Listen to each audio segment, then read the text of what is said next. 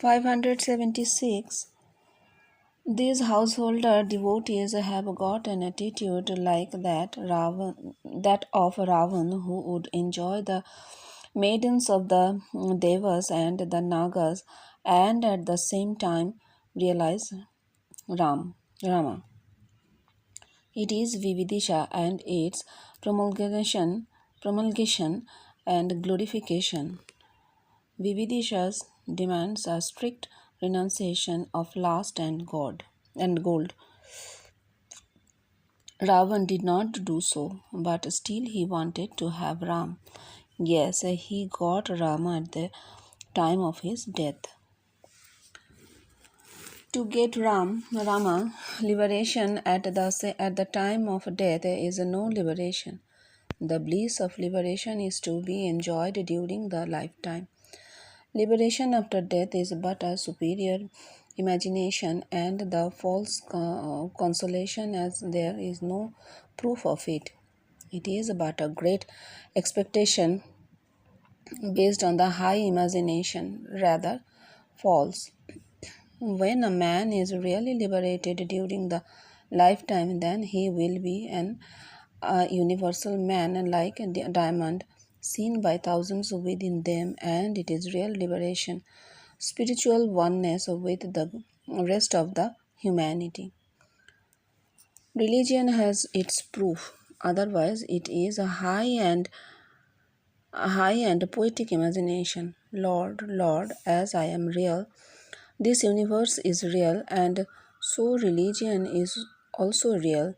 Its proof is not to be given by an individual but en masse. বলছেন এরা কেমন জানো, মানে গৃহী ভক্তদের কথাই বলছেন ঠাকুর। এরা কেমন জানো ওই রাবণের মতো, যার ওই নাগকন্যা দেবকন্যাও চাই, আবার রামকেও চাই। সে নাগকন্যা দেবকন্যাও নেবে, আবার রামকেও নেবে। ঠাকুর বলছেন, জীবনকৃষ্ণ বলছেন, এটা হচ্ছে বিবিদিশার পথ। ইট ইজ বিবিদিশা। এবং বিবিদিশার পথকে গৌরবান্বিত করা হয়েছে।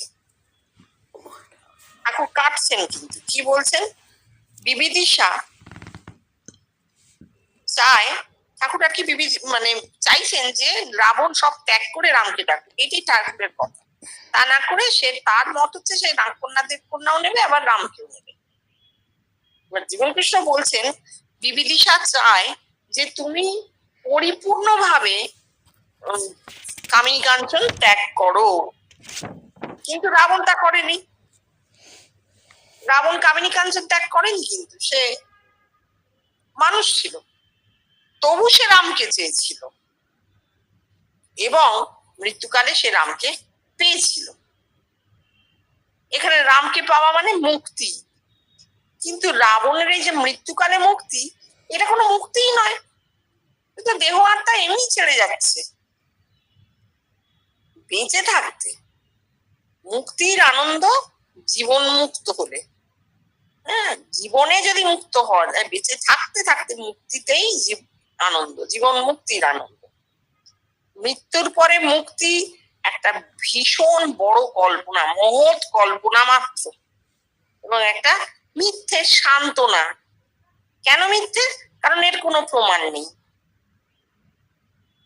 It is but a great expectation based on high imagination, rather false. এটা বিরাট আশা আমাদের, যেটা একটা বিরাট কল্পনার উপর দাঁড়িয়ে, এবং মিথ্যে। কল্পনা মানে মিথ্যে। সত্যি সত্যি যদি কোনো মানুষ মুক্ত হয়, জীবন মুক্ত হয়, তাহলে সে কি হবে? ইউনিভার্সাল ম্যান হবে। ইউনিভার্সাল ম্যানের বাংলা কি হবে বলতো?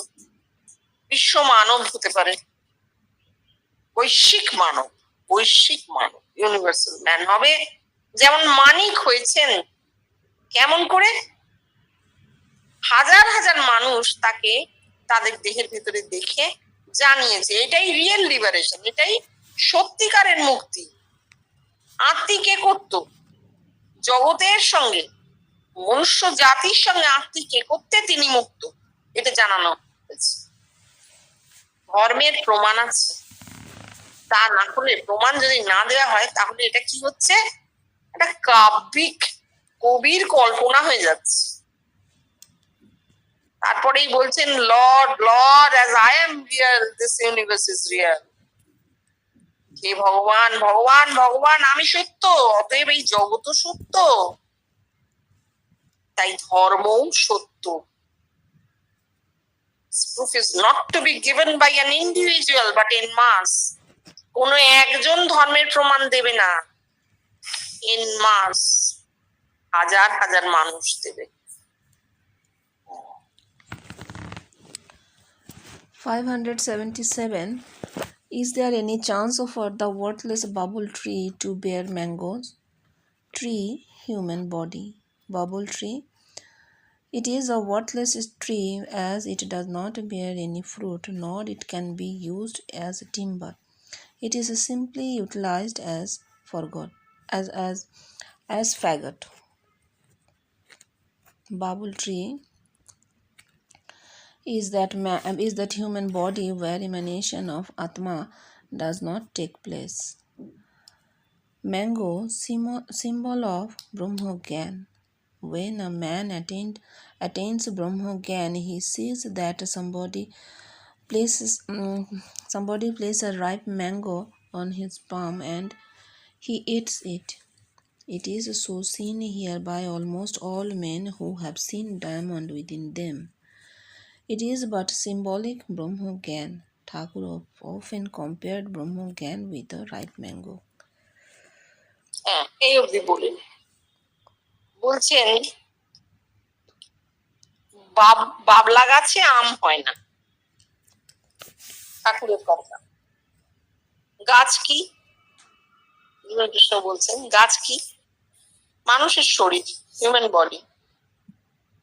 বাবুল গাছ বা বাবলা গাছ কি? ওয়ার্ডলেস ট্রি, নিষ্ফলা গাছ, কোনো ফুল হয় না, কোনো ফল হয় না। কিসে কাজে লাগে? ওই কাঠটা কাজে লাগে, মানে আর অন্য কোনো কাজই নেই বাবুল গাছের, বাবলা গাছ, বাবুল তো বলবো না, বাবলা গাছ। আর আম কি? আম হচ্ছে ব্রহ্মজ্ঞানের প্রতীক। যখন একটা মানুষ আম গাছ, এই ব্রহ্মজ্ঞান হয়, একটা মানুষের ব্রহ্মজ্ঞান হয়, সে কি দেখবে, তার সামনে কেউ এতে করে তার হাতের উপর একটা আম এনে দিয়েছে, প্রতীকে ব্রহ্মজ্ঞান। কিন্তু ব্রহ্মজ্ঞান, কেউ যেন হাতের উপর একটা আম এনে দিল এবং সে সেটা খেতে লাগলো। যারা মানিকের কাছে গিয়েছেন তারা প্রায় প্রত্যেকে এই জিনিসটা দেখেছে, প্রত্যেকে আম খেয়েছেন স্বপ্নে।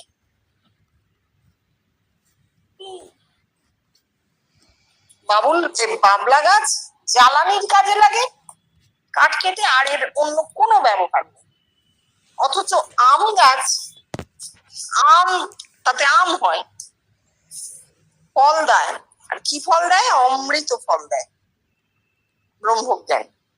যারা প্রতীকে, এটা সিম্বলিক ব্রহ্মজ্ঞান, প্রতীকে দেখেছেন যে হাতের তালুতে কেউ এসে একটা আম রাখলো এবং সে সেটা খেতে শুরু করলেন, অনেক লোক দেখেছেন মানিকের কাছে যারা যেতেন, তাদের আসলে ব্রহ্মজ্ঞান হয়েছে।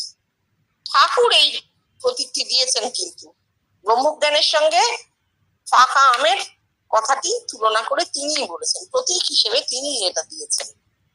হ্যাঁ। According to the Vividisha, almost all the men are so born that there will be no emanation of Atma in their body. But we have experienced a different thing, and that is, there is no bubble tree at all. Every tree is a mango tree as he sees diamond in him. Such is Mahayoga. Of course, it is beyond the scope of the ordinary Rajya, as the Mahayoga makes a bubble tree to bear mangoes.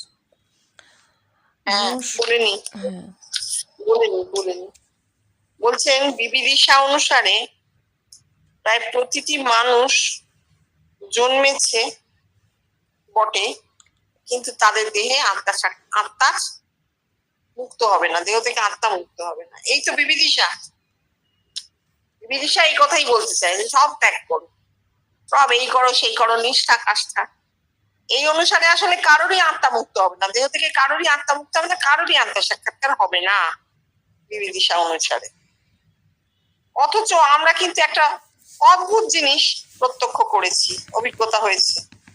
সেটা কি? বাবলা গাছ বলে কিছু নেই, মানুষের শরীর মাত্রই আম গাছ, অমৃত ফল ফলবেই। প্রমাণ, সে মানিককে দেখেছে। এইখানে একটা অদ্ভুত কথা জীবন কৃষ্ণ বলেছেন, যা এতদিনে আমরা কোথাও পাইনি।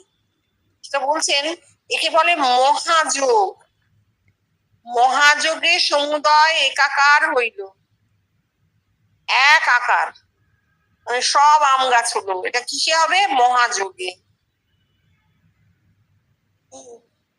বলছেন এটা সাধারণ যে রাজযোগের কথা বলা হয় সেই তা নয়, তার স্কোপের বাইরে, রাজযোগের মধ্যেও পড়ছে না, এটা মহাযোগ। মহাযোগে বাবলা গাছও আম গাছ হয়ে যায়, বাবলা গাছেও আম ফলে, মানে অধিকারী ভেদ বলে কিছু নেই। গাছ মানে মানুষের শরীর হয়েছে তো তাতে আম ফলবে, তাতে অমৃত আছে, এটা ফলবে। এটা হবে কিসে? মহাযোগে। রাজযোগকে ছাড়িয়ে যাচ্ছে, ইন্ডিভিজুয়ালিজম কেটে যাচ্ছে। No shortcoming in a man can bar him to get a mango and to enjoy it. He may not attain the mango tree, the absolute equality, or become the man in the sun, but he has every right to eat the mango, that is abstract equality or Hiranmoy Koshostha Brahmo, and thus acquires oneness with the man in the sun. এটা খুব সুন্দর করে বলেছেন, আমাদের দীর্ঘকালের জিজ্ঞাসা যে একা জীবন কৃষ্ণ ব্রহ্ম হয়েছেন অ্যাবসলিউট ইকুয়ালিটি, বস্তুতে ব্রহ্মত্ব, আমরা কিন্তু প্রতিবিম্ব ব্রহ্ম।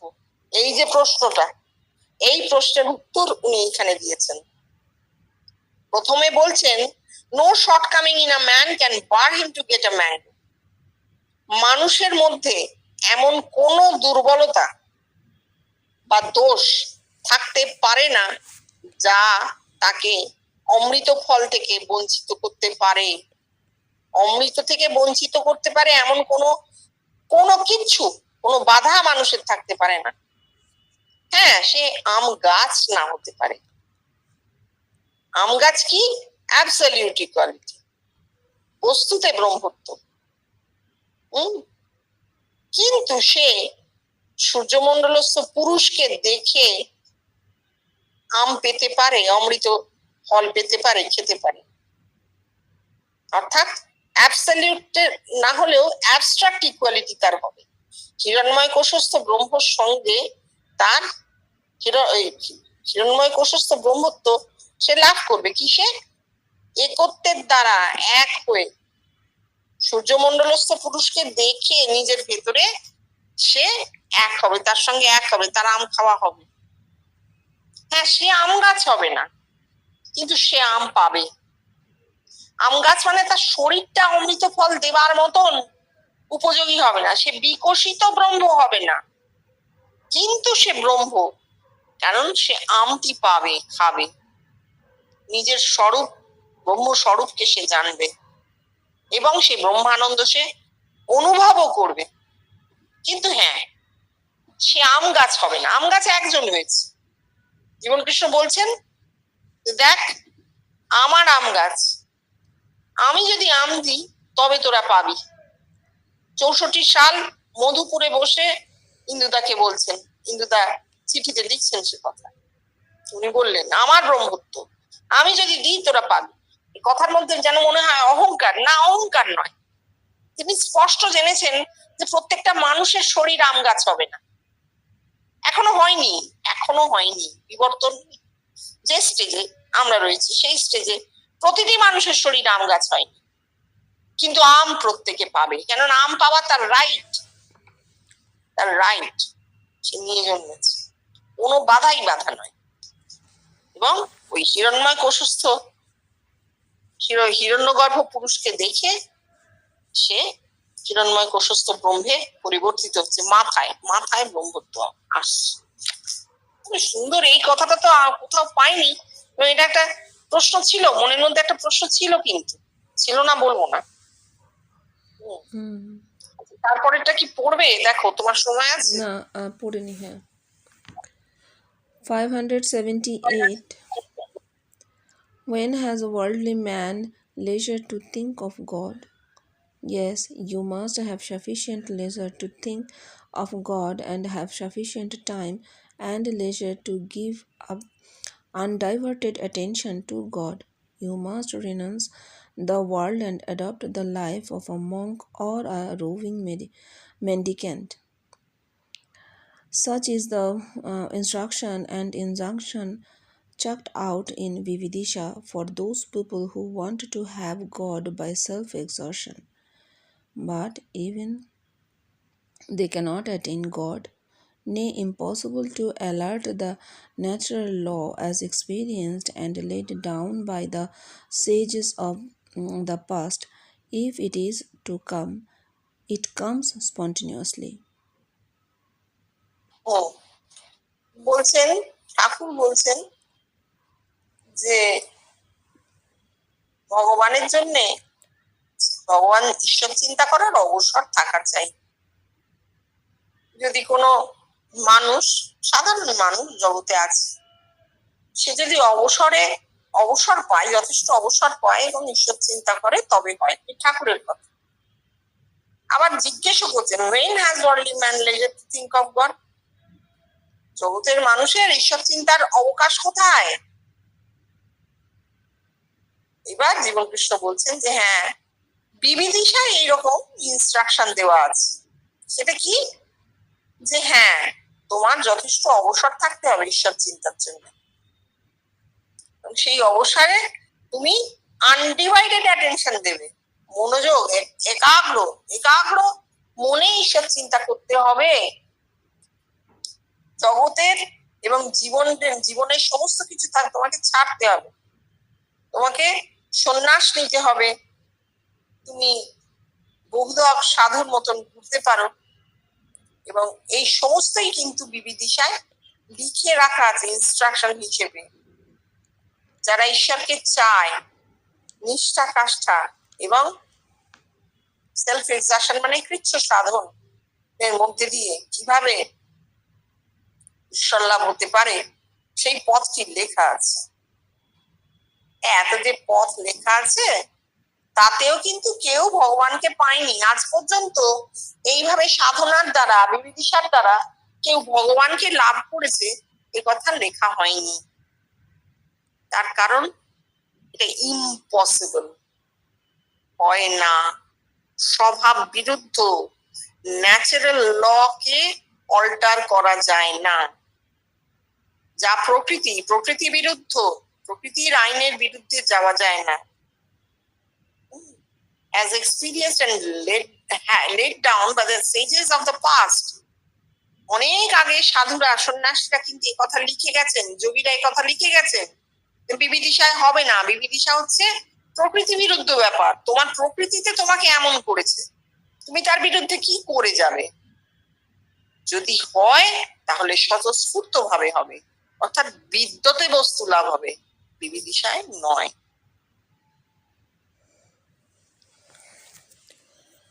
All knowing and all merciful God is within you. He knows and understands your ins and outs more than you do. Yes, he is fully aware that you have not got any leisure. It is also his creation. So he has created the Shapna Siddha for you. Every man has leisure while he is asleep, and in that sleep he reveals himself. So no life of monk or any other life is required. It is a false conception which goads a man to go this way or that way for attainment of God, because It is individual spirit or egoism which makes him so. Whereas sleep. এটা Hmm, একটুখানি পড়ে hmm, ভুলে যাবেন। বলছেন সর্বজ্ঞ এবং সদা কৃপাময় ঈশ্বর তোমার